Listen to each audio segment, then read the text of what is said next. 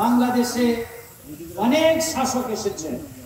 আওয়ামী লীগ 24 বছর দেশ চালিয়েছে, বিএনপি 14 বছর দেশ চালিয়েছে, জাতীয় পার্টির নেতৃত্বে ছিলেন হোসেন মোহাম্মদ এরশাদ 9 বছর দেশ চালিয়েছে। জামাত ইসলামী কিন্তু ক্ষমতায় ছিল।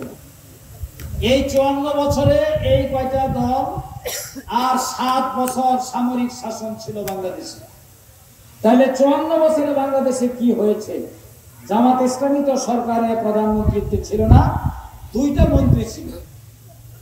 এই 2টো মন্ত্রণালয়ে কোনো দুর্নীতি হয় নাই, স্বজনপ্রীতি হয় নাই, অর্থ আত্মসাৎ হয় নাই, একটি টাকাও কেউ মেরে খাবার কোনো নজির দিতে পারবে না। সুতরাং যদি ন্যায়পরায়ণ শাসক চান, ন্যায় বিচার চান, দুর্নীতিমুক্ত রাষ্ট্র চান, যদি মানুষের নিরাপত্তা চান, যদি স্বাভাবিক জীবন যাপন চান, তাহলে কোন নেতা নেত্রী ব্যক্তি দলের আইন প্রতিষ্ঠা করলে হবে না, এখানে ইসলামের আইন প্রতিষ্ঠিত করতে হবে। আর ইসলামের আইনের পক্ষে 54 বছর পর আজকে একটি জাগরণ সৃষ্টি হয়েছে।